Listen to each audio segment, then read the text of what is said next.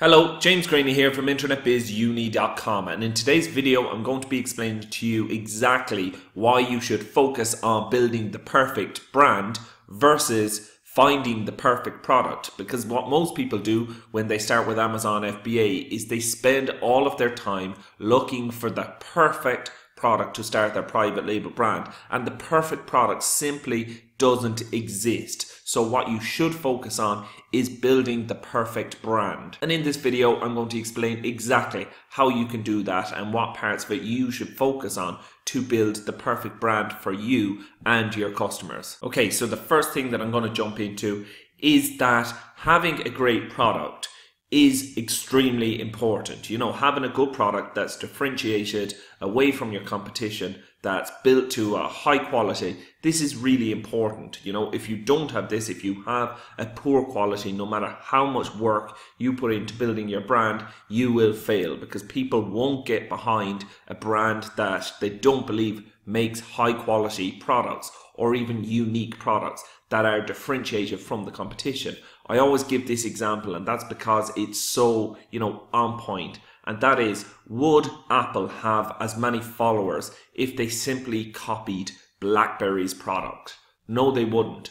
Apple have so many customers because they are innovative, because, they take the front step. They find ways to make the mobile phone more useful than what it was previously. As well as this, they build their products to a high quality. Their products don't simply break after a couple of uses. No, they last for a sustained period of time, enough time so that customers are happy with the quality of the product. And that's extremely important, because if you don't have that, if you have low quality products, or if you're simply only copying the exact same products as your competitors, you're going to find it extremely difficult to build your brand. So once you have that down, once you find a product, that you can differentiate, that you can make unique, and you can make it to a high quality, then what's the next step? The next step is to build a brand. And that's simply because if you just continue just doing product research full time, just looking for that one perfect product all of the time, this is going to lead you down a rabbit hole. This is going to simply just go towards always finding products and not developing your brand, because once you find the products, then you should start developing the brand straight away. And that's for the simple reason that you can never control your competition. You can't control what your competitors do, what unique spins they put on their product. They can make a better variation off the product that you've already made, and that's always going to happen. That's just business, But what you can control is what your customers get in return for the money that they pay for your product, and the perception that your customers have of your brand. That's what you should really focus on, because that is what's going to grow your business long term. Is if your customers have a good perception of your brand, then they will come back and purchase product time and time again. As well as this, they will encourage others to purchase your products. They will let others know that they have got these type of products off your brand. They will let others know about the values of your brand, and that's where the long-term money is in all of this. Yes, it's great making the quick sales, but the long-term money is in building a brand and having people coming back, purchasing products time and time again, and letting others know about your products and your brand. Okay, so now that you know that you should be building a brand, once you get your first product out there and on the market, you should start focusing on building a brand. So how do you do this? So looking at the ways brands done it in the past, if you look at Nike, if you look at all the big brands, but if you look at Nike, for example, they spent hundreds of millions, and they've spent hundreds of millions in the past on building their brand, and this took a long time to build.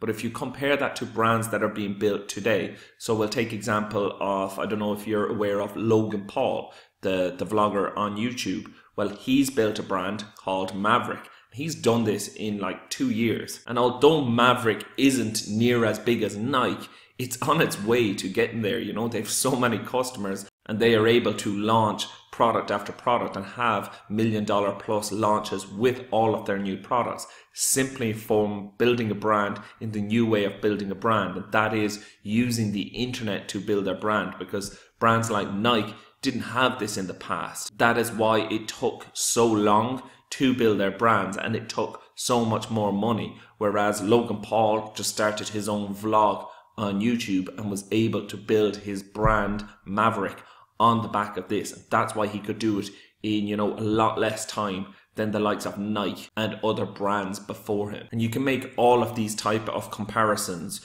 with brands built in the past compared to brands built now. And if you look at, say, Mercedes or BMW, the car companies, it took them, again, years and hundreds of millions of pounds or dollars to build their brands. And whereas when you compare them to Tesla, who again, built by Elon Musk, built a following online, as well as this, he, spent a lot on online advertisement, but he could do this, in such a small amount of time, and he can sell his cars for the same amount and even a lot more than Mercedes and BMW. Even that, he hasn't had his brand for half as long as they have been around, or hasn't spent half as much money as they've spent on branding, simply by using the power of the internet to spread the word about his brand. So what is it that Elon Musk and Logan Paul and a lot of other people have done to build their big brands solely using the internet to power it? Well, you have to do two things. The two things that you have to do are the same, whether you were building a brand 50, 100 years ago, or you're building a brand today. And that is, you have to have an audience and you have to connect with that audience. That is what your brand is all about. Once you can do this, then you can build a solid brand. And you can do this in whatever way comes comfortable to you. Like, a lot of people build their brands on Twitter. A lot of people build their brands on YouTube. There's more and more people building their brands today on Instagram than there was in the past. You can do it whatever way is comfortable to you, but this is what you have to do.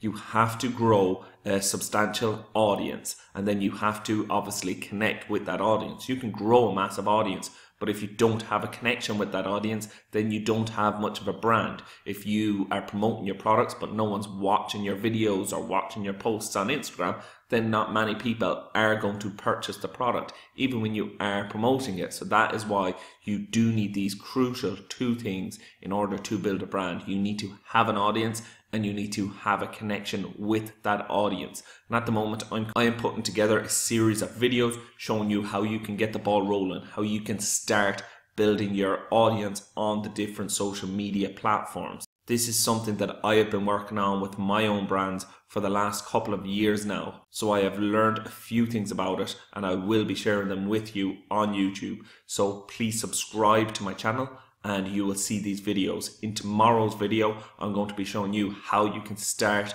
building your audience on Facebook using Facebook groups. I will be showing you exactly how you can start getting an audience on front of you so that they're seeing your message, and how you can start to connect with your audience so that you can build a brand for the products that you launch on whichever social media platform comes natural to you. Or if you're just starting out, then you should try a few of the different platforms.